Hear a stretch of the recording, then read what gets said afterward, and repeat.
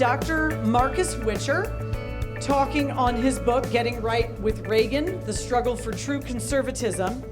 And Dr. Witcher is a historian. He's a scholar in residence in the history department at the Arkansas Center for Research in Economics at the University of Central Arkansas. He's also the co-editor of, is it a 3-volume anthology, Public Choice Analyses of Economic History. So very impressive.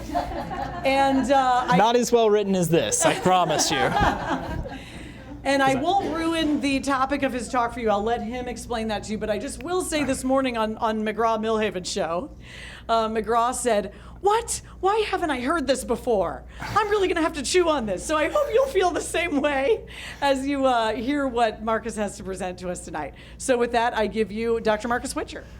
All right. Hey, thanks. Thank you, Rachel. I want to thank everybody for coming out. I want to thank all the sponsors and everybody at the Hammond Institute who make this type of stuff happen and who coordinated with me and got me out here despite all the delays yesterday in Dallas, right? Yeah, so today what I'm coming to talk to you about is a segment of the book that is coming out with the University Press of Kansas, hopefully in November, but at least by December of 2019. And it's titled Getting Right with Reagan, The Struggle to Define True Conservatism, The Struggle for True Conservatism. We changed the subtitle. But today what I want to focus on is I want to focus on the Cold War, okay? All of you probably know who Ann Coulter is, right? In 2005, Ann Coulter was explaining in an interview, you know, for Christians, it's what would Jesus do, right? We wear our bracelets, it says WWJD. She goes, but for Republicans, it's what would Reagan do, right? And, you know, I don't know if she had one of these kind of funky little wrist bracelets on or not, but there's all this memorabilia that emerged in like 2005, 2006. What would Reagan do, right? On T-shirts, on wrist memorabilia, on I remember mouse pads that said, right, if we could resurrect him, we'd re-elect him, right? Almost sort of painting Reagan in this sort of as if he's some type of deity, right, to conservatives. And I wanted to open with that today because that's very, very different than what I'm going to present to you today. Because conservatives during the 1980s, and I'm not just talking about a small segment of conservatives, many, many conservative intellectuals, talking heads, etc., had major, major, major qualms with Reagan after he got into office. And honestly, they had some qualms with him before he got into office. And they really, really struggled to try and find a way to push the president and his administration further to the right once he got into office. And so what I want to share with you guys today is something that I stumbled upon in a couple books, which was just a few sentences that said some conservatives were frustrated with Reagan. And I was like, why? As a graduate student, I was like, that's an interesting throwaway line. What were they upset about? Some of them were irate. What were they irate about? And I happened to go to the archives at the Ronald Reagan Presidential Library and Museum, and there were 22 boxes of just conservative complaints. Right? Just complaints. Complaint after complaint after complaint from Phyllis Schlafly, from Howard Phillips, from Richard Viguerie, from Paul Weyrich, from Bill Buckley even, as well as Norman Podhoretz and other neoconservatives. And so today what I want to do is I want to take a step back in time, and I want to go back to 1980 and sort of walk you through the Reagan years and show you how conservatives reacted to Reagan's foreign policy during the time. And then if we have time, if I'm brief, and I think we have, don't take this the wrong way, we have a little bit of older crowd than I'm used to teaching, so I don't have to explain to you all the, like, what the Cold War is, right? like I don't have to do any of that groundwork, right? So hopefully we can move through like, hey, Reykjavik, right? We don't have to tell you like what that was, or Geneva, right? We can move through that relatively quickly. So that's the game plan, and if we make it through all that, then we'll talk about how Reagan wanted to actually remember himself. Another part of what I do is I look at his autobiography, the exhibits at the Reagan Library, etc., and try to frame how Reagan wanted to be remembered in 1989 and 1990, even before the wall, right, had fallen, to try to get a sense of what he thought his legacy was. All right, so let's jump into it. I really, really love this quote because it sort of captures, I wish I had written it, but I didn't. Matt Purple wrote this in The Churchill We Misremember. And it says, historical memory is like a great compactor, crushing nuances and flattening wrinkles until a person or event is made into a perfect morsel for popular consumption. And that's what's happened to Ronald Reagan over the course of the last 30 years. He's become this perfect morsel for consumption, both by liberals and by modern-day conservatives. And I think we've lost a lot of what Reagan actually stood for and what he actually accomplished in the process of this compacting, right? You can just think of the little bracelets, right? WWRD. If that's not, surmising it to a catchphrase, right? That's compacting. So that's what we're going to look at tonight. So the larger sort of project details the complex and often tense relationship between President Reagan and conservatives, which really acknowledges sort of the wide range of perspectives among conservatives, because there are lots of different sort of factions within the conservative movement, which historians have not always done a great job of differentiating between. Surprise. It also questions whether or not the Reagan years were actually a triumph for conservatism.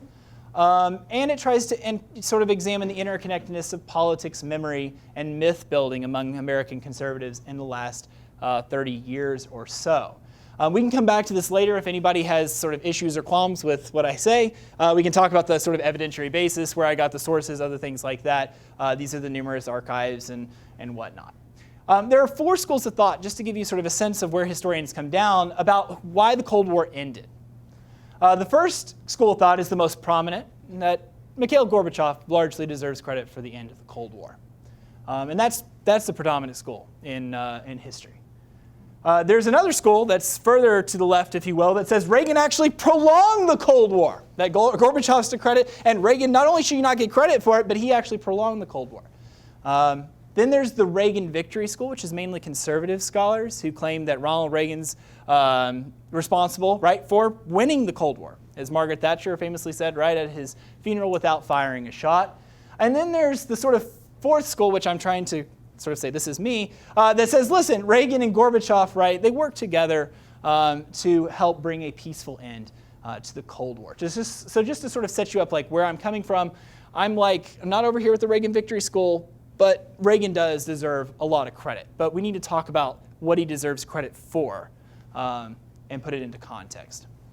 All right, so let's jump into the conservative frustration with Reagan's foreign policy. This first slide is simply detailing the first 2 years that we don't have a lot of time to go into this evening.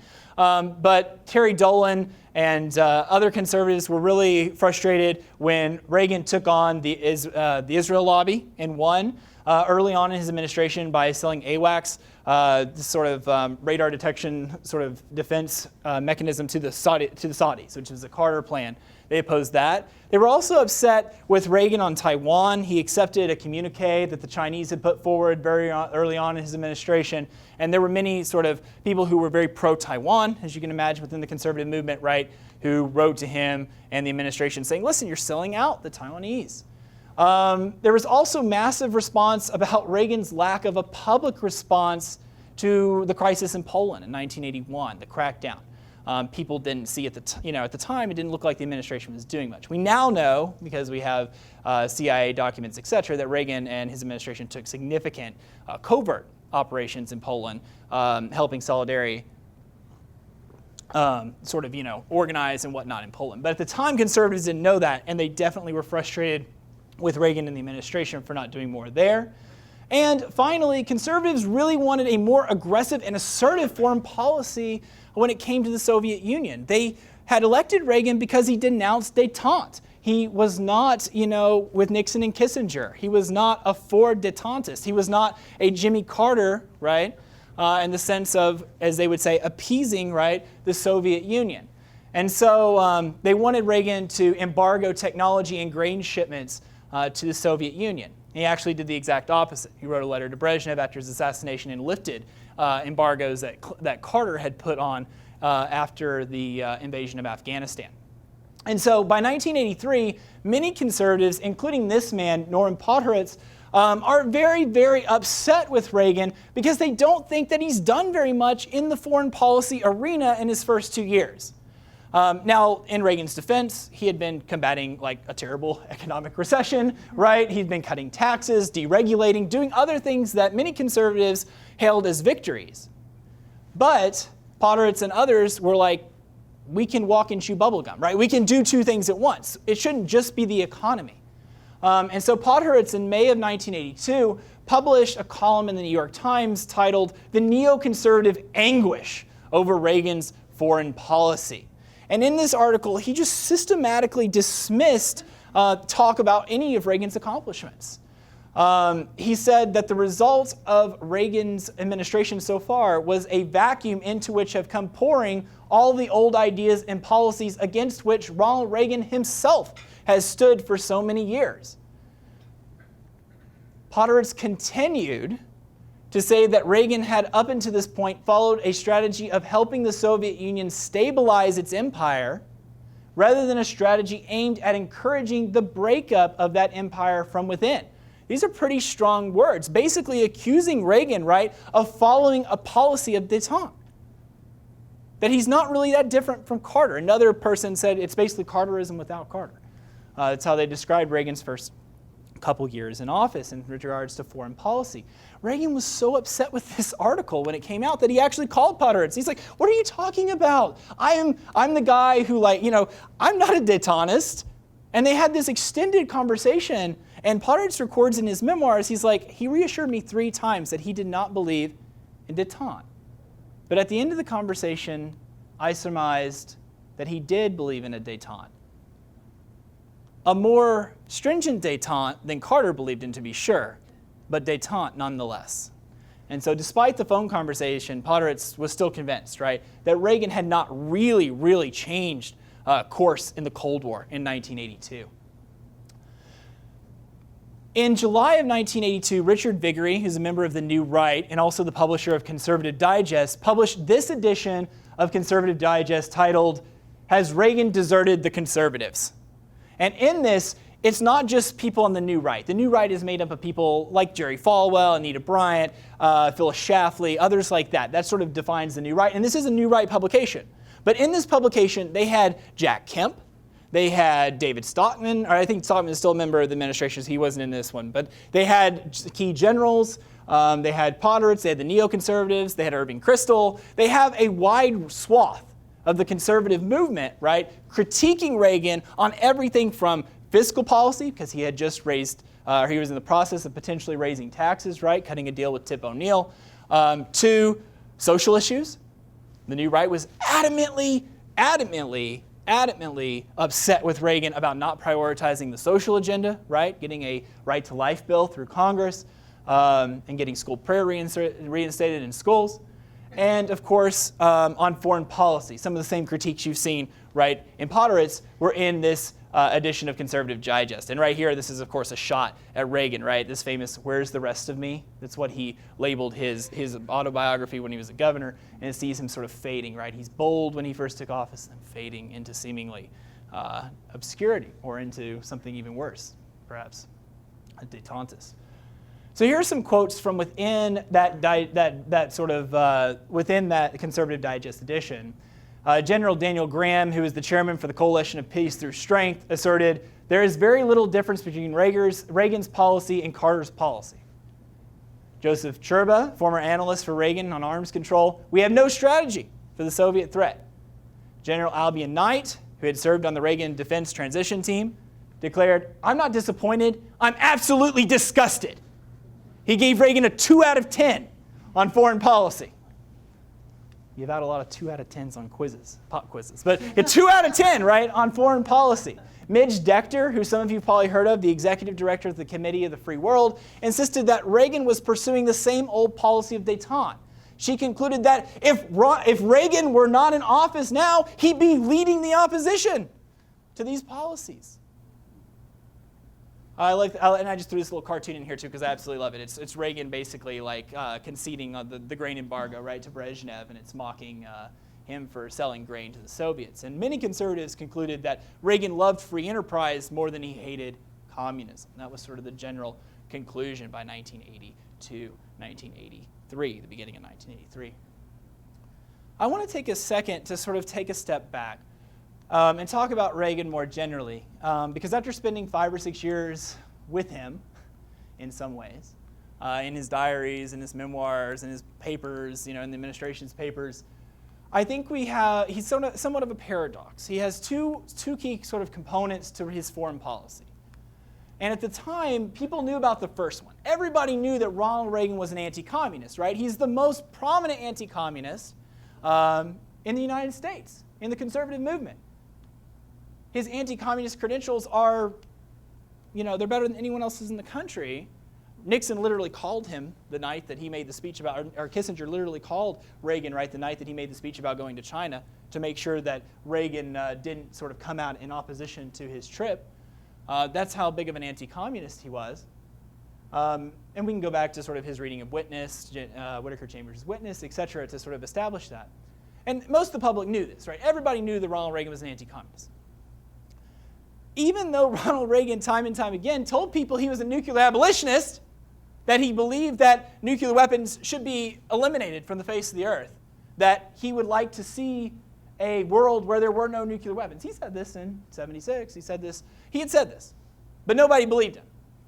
Absolutely nobody believed him. I don't know why. Perhaps it's the saber rattling early in the administration, the first press conference, etc. But these two things really made up Reagan's sort of, he's an ardent anti-communist, but he's also a nuclear abolitionist. And his anti-communism will at times, as we go through the story, get in the way of that nuclear abolitionist streak that he has.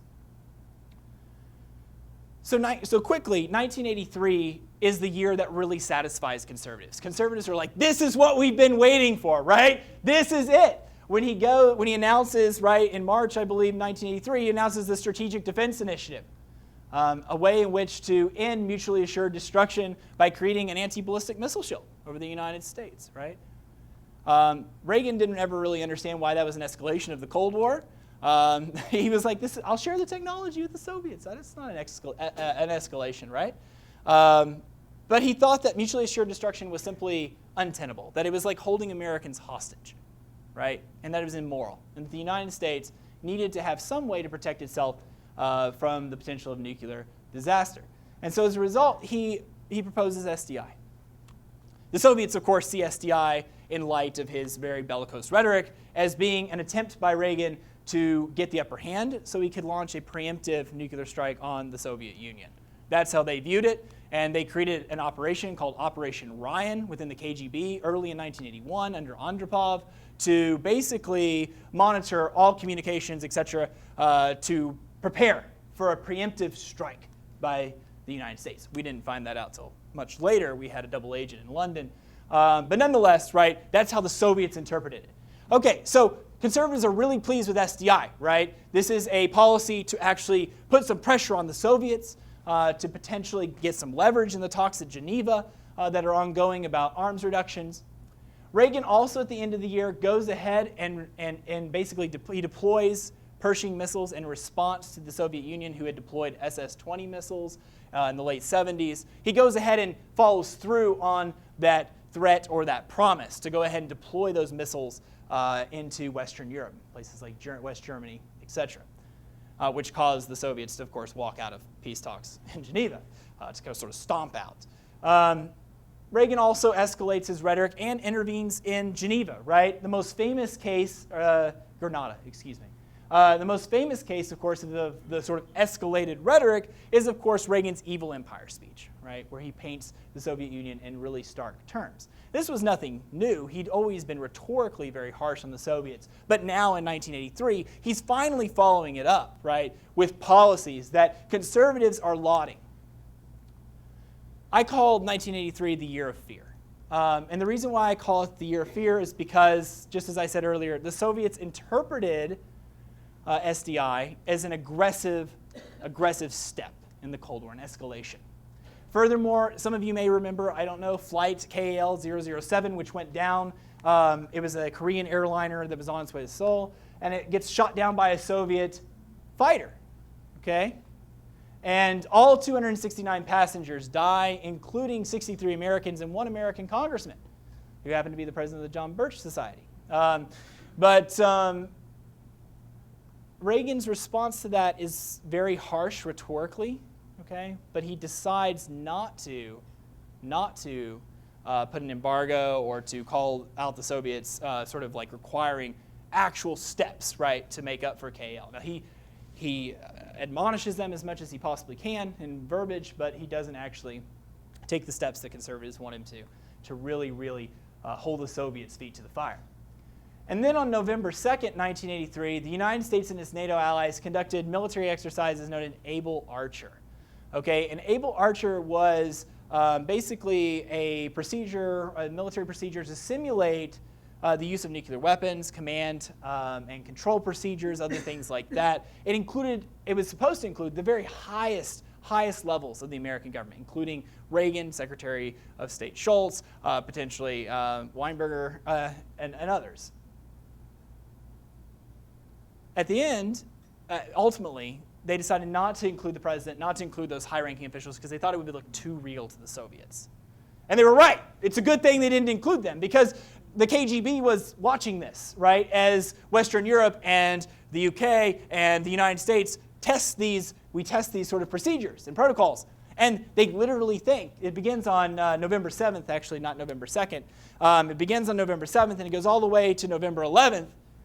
And the KGB operatives in London, where we had the double agent, are actually communicating back to Moscow, and they put themselves on red alert. And they believe that the United States is using this military exercise as a guise for a preemptive nuclear strike. Why do they believe that? Because that's their plan. Right? That's their plan. If they ever do a preemptive strike, they're going to have a fake exercise, and then they're going to launch right before the U.S. knows what's happened to them. So they kind of sort of saw themselves in the mirror. But they get really freaked out. They put themselves on high alert, and luckily it doesn't escalate into nuclear war. But this is the closest we came since the Cuban Missile Crisis to actually having a nuclear disaster.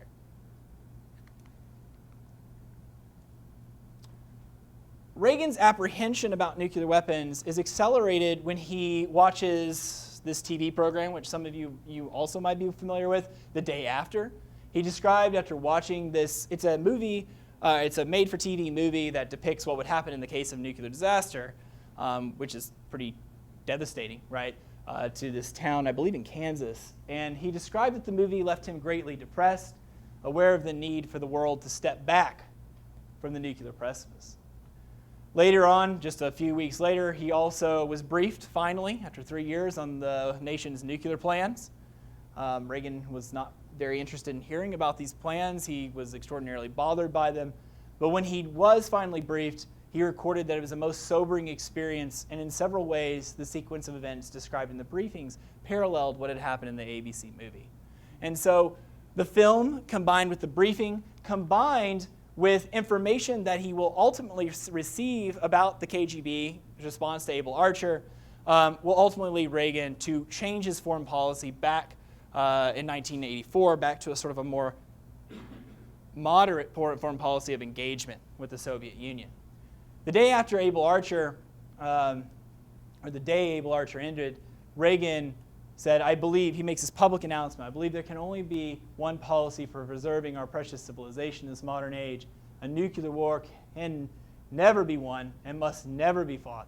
I know I speak for people everywhere when I say our dream is to see the day when nuclear weapons will be banished from the face of the earth. So he's trying to make this public pronouncement at that point. In December, he does sort of this cover for Time magazine, which has him and Andropov as sort of the men of the year. And then there they ask about his evil empire statement, and he goes, I wouldn't call him that ever again. Right? He really tries to back it up from that statement and that rhetoric that he'd been using. Conscious now. He's been briefed now by information from London to tell him, hey, the Soviets actually believe that you're capable of launching a preemptive strike. You might want to tone it down a little bit. And Bud McFarlane's like, nah, this is totally like communist propaganda, right? Like, they don't really believe this. They're just trying to get us to back off because they're feeling the heat.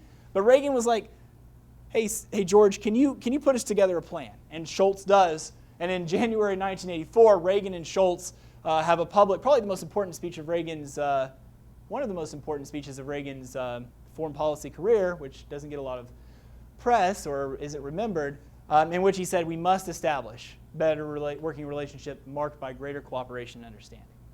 And so he presents the olive branch in 84. Now, unfortunately for Reagan, Konstantin Chernenko is not really that interested in working with him. He's like, hey, they got an election coming up, right? Let's do nothing. Like, let's do nothing to help the president. Let's actually try to hurt him if we can in any way possible. And maybe we'll get a good Democrat, and we'll be able to negotiate with the Democrats, right? Unfortunately, I mean, he dies very soon afterwards, right? But Reagan's reelected, and then Chernenko, once again, becomes the third general secretary to die in Reagan's first term, right? Reagan used to joke, like, I always wanted to deal with them, but they just kept dying on me, right? Like, I don't know what you want me to do, right? But Reagan actually does ultimately end up reaching out to the new general secretary, Mikhail Gorbachev, who's a much younger leader. And of course, he's prodded by Margaret Thatcher, right, to reach out to Gorbachev. And I'm going to go through these a little bit quickly because, you know, I'm not sure where I'm at. I think I've already used like 25 or 30 minutes of the time. So in Geneva, right, he meets with Gorbachev, and conservatives are really concerned about this meeting. They're not sure what Reagan's going to do, and not a lot gets done. And conservatives are really happy about that, right? Like, nothing got done at Geneva. This is probably a good thing. But he meets at Geneva, and he talks to Gorbachev, and the two of them establish a rapport. And that's the major thing that comes out of Geneva, is that they establish a friendship. Reagan famously tells Gorbachev, right, he tells Gorbachev, we have, I just always get this tongue-tied, we don't have these weapons,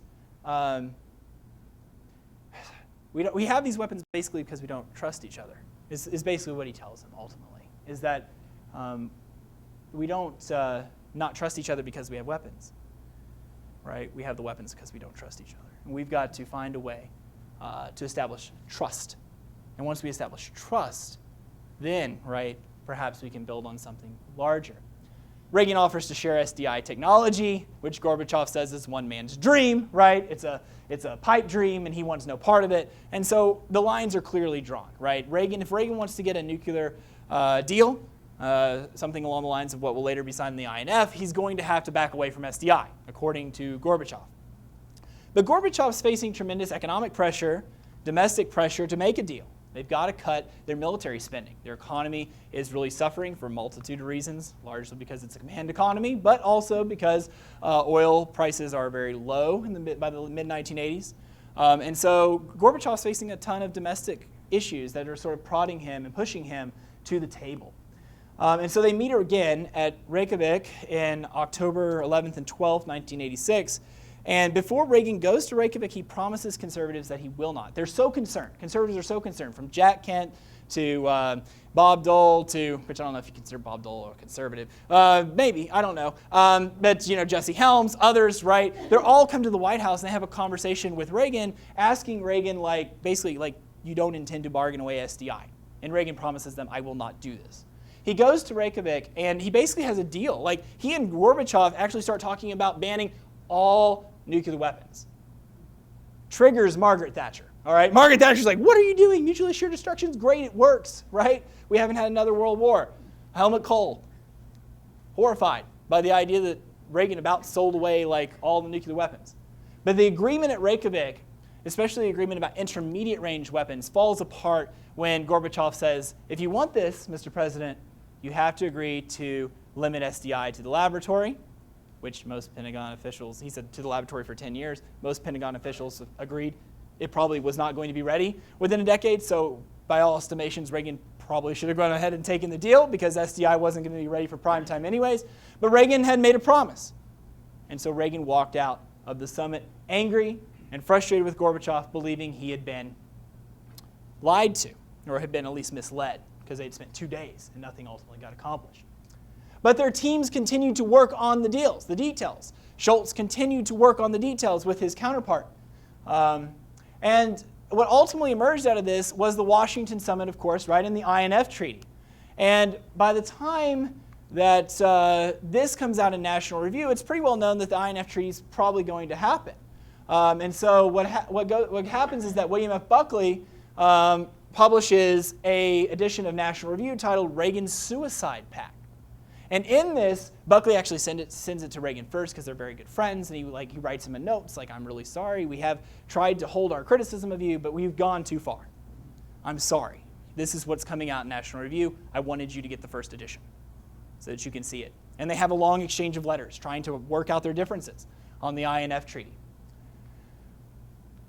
It features criticism from Jack Kemp, Henry Kissinger, and Richard Nixon. Once again, I don't know if Richard Nixon, if we consider him in this room to be a conservative or not. I don't know if we consider Kissinger to be a conservative or not. But Jack Kemp was definitely a conservative, as well as William F. Buckley's own criticism of the INF deal.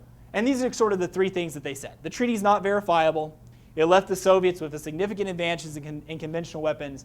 And they question if the treaty was motivated by domestic political concerns. What are they saying there? Iran-Contra. Iran-Contra is pushing you to make a deal that you otherwise would not make. You should not take into account your domestic political concerns. You should do what's right for the country. Nixon and Kissinger, for their part, insisted that any Western leader who indulges the Soviets' disingenuous fantasies of a nuclear-free world courts unimaginable perils. They concluded, and by the way, this is their first joint statement since Watergate. They thought it was that important that they would come together and write this to try and persuade Reagan not to do it.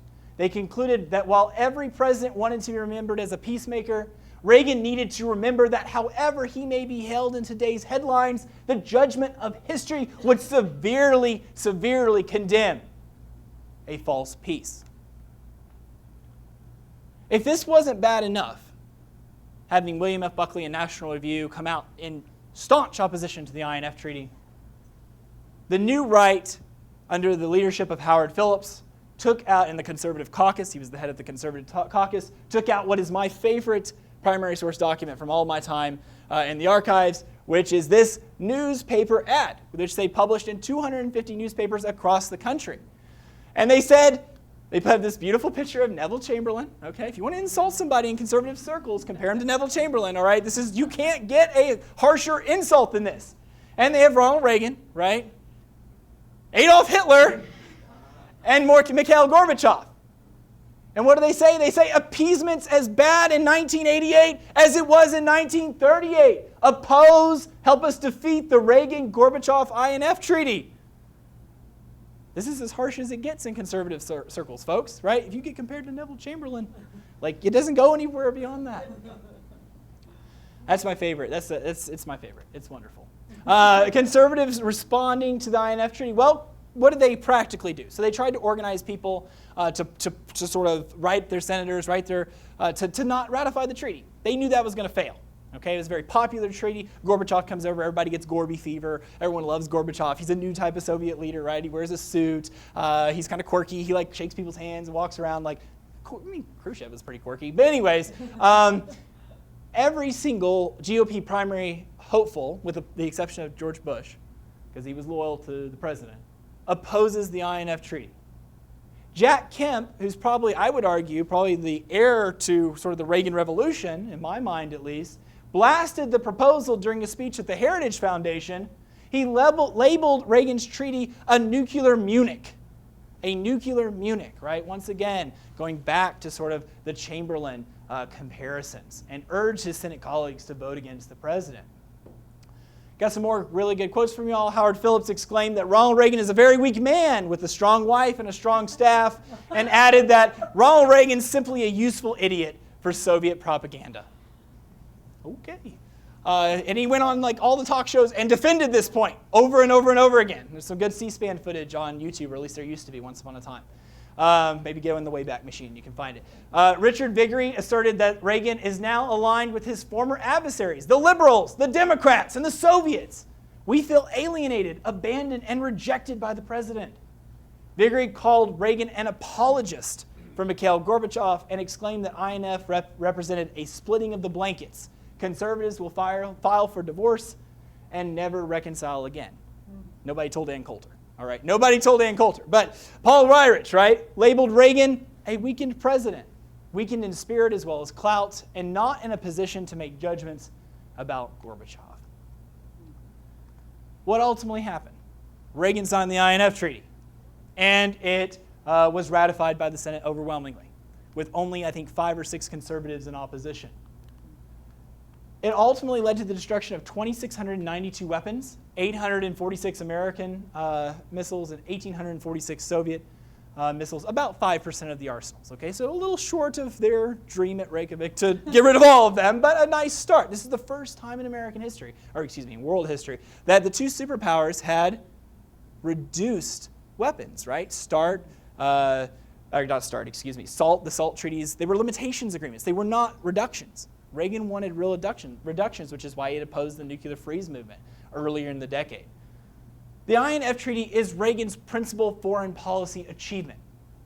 But in order to get this agreement, Reagan had to alienate his conservative base, at least the most avid sort of conservatives.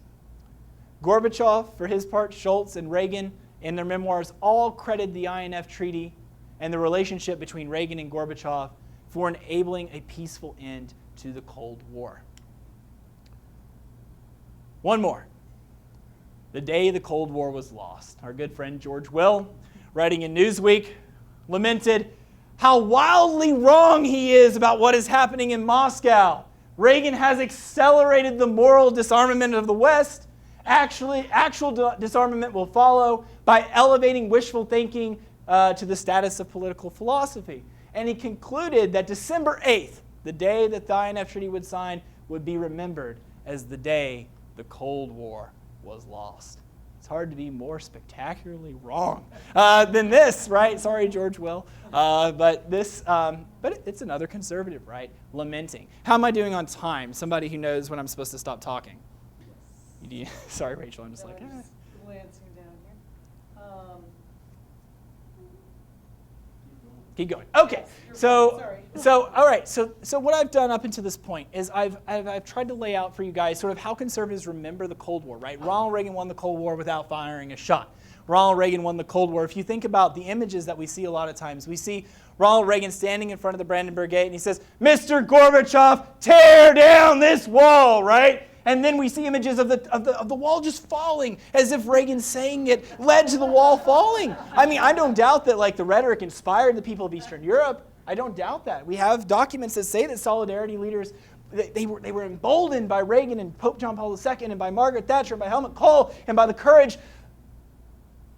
But the idea that the speech itself, right, led to the fall of the wall is a bit fanciful. And Reagan never claimed that to be the case. Okay? What I want to do now is I want to pivot into how Reagan framed his own legacy around the Cold War. Okay? In just a few slides. We got about 5 minutes. Okay, awesome. So discussing the fall of the wall, and this is Reagan delivering what's known as his Brotherhood of Man speech. If you want to listen to sort of what Reagan's vision was for sort of borders and walls, you should take a listen to this. It's quite good, along with his farewell address. But he also talked about, and of course, standing in front of pieces of the wall, right, about the end of the Cold War. Reagan credited the brave men and women on both sides of the Iron Curtain who devoted their lives and sometimes sacrificed them so that we might inhabit a world without barriers. Reagan's consistent in his post-presidency talks and speeches at crediting the people of Eastern Europe for rising up against their slave masters, as he would phrase it, right, and rebelling against communism. That's not dissimilar from a lot of historians today interpretation of who deserves a lot of credit for sort of the end of the Cold War. The people, right, who ultimately basically decided they had enough.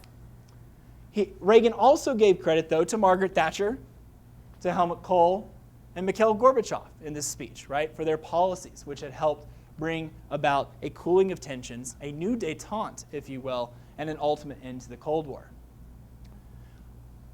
Reagan wasn't sure whether or not Gorbachev had listened, right? Gorbachev had heard. He was actually quite upset that Reagan had asked him to tear down the wall because it didn't help him with Soviet hardliners at all. But Reagan said he didn't know that Gorbachev had listened when he had called for the Berlin Wall to be torn down. But neither he nor the rulers of Eastern Europe could ignore the much larger chance of demonstrators in the streets of Leipzig and Dresden, in the churches and the schools, in the factories and on the farms. A once silent people found their voice, and with it, a battering ram to knock down walls, real and imagined. Reagan concluded, because of them, the political map of Europe has been rewritten. Why were those people able to rise up against their slave masters? Well, largely because Gorbachev pursued a policy of humane socialism, if such a thing exists.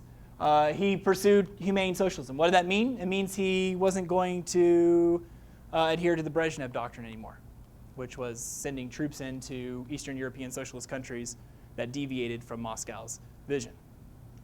Once the threat of force was gone, the people took to the streets. This is a simplification, of course, but the people took to the streets and ultimately gained their freedom. In the library, in the Reagan Library, and you should all go, Simi Valley is beautiful, the Reagan Library is absolutely magnificent. Reagan actually sat down with the people who designed the exhibits, and he helped select the text for the exhibits and sort of some of the placement of some of the things, right? He delegated that, but he did play an important role in sort of like how his sort of legacy was going to be presented within the museum. And it's evolved and changed some since his death. But at the centerpiece of the foreign policy exhibit, right, is this statue of Reagan and Gorbachev in negotiations. And it really emphasizes the 4 summits that they went to. And basically makes the argument that we talked about earlier, that which Reagan and Schultz and Gorbachev all wrote, right, that Reagan and Gorbachev's relationship is what laid the foundation and enabled Gorbachev to pursue the reforms in the Soviet Union, perestroika, right, glasnost, that ultimately undermined the Soviet system and the Communist Party and allowed for freedom, right, to come to the Soviet bloc. Reagan never claimed to have won the Cold War. I mean, perhaps he was being humble. He was a pretty humble guy. But he never claimed to have won the Cold War. Indeed, he constantly gave credit to others, especially the people of Eastern Europe and the people in the Soviet Union who had risen up, right, and demanded liberation and rights, individual liberty and dignity. Ultimately, Reagan, I want to say this, ultimately Reagan does have a legacy in the Cold War. Reagan was extraordinarily important to its end. The historians who say that Ronald Reagan prolonged the Cold War are wrong. The historians who say that Gorbachev did it alone are wrong. Ronald Reagan has a true legacy. His legacy is being willing to evolve, to reach across the aisle, if you will, right, to his political and ideological adversary, and to have the courage to sit down even when his base told him not to, and negotiate with that man. And that's really powerful. But the lesson from that legacy is very different than the legacy that we hear today, that Ronald Reagan won the Cold War because of his unflinching principles. Think about the consequences of those 2 lessons. If you believe that Ronald Reagan won the Cold War because of his unflinching conservative principles, you might support, say, a war against terror and frame it in very black and white terms and not deviate maybe when you should. I don't know, perhaps that's one of the applications. Or if you believe that Reagan was very successful because of his pragmatic, sort of diplomatic, right, willingness to sit down, that gives us a different conclusion. I'm not someone who does really contemporary stuff, right? Draw a line at 2016. So I won't give you any sort of like policy suggestions for the present, but it matters, right? It's a very different legacy if we think that Reagan was successful because of his diplomacy and his willingness to sit down, his courage to evolve on issues, as Lincoln evolved on issues while he was in office. Over the course of the 1990s, though, this legacy, right, for believing in the bankruptcy of the Soviet system, for inspiring solidarity, and for negotiating with Gorbachev, faded from view in the 90s. And after Dole's dismal defeat, what replaced it was a narrative that claimed that Ronald Reagan had single-handedly confronted the evil empire, demanded that the Berlin Wall be torn down, stuck to his principles, and won the Cold War. Conservatives forgot their criticisms, right, 20 years earlier. With that, we'll end and open it up for Q&A.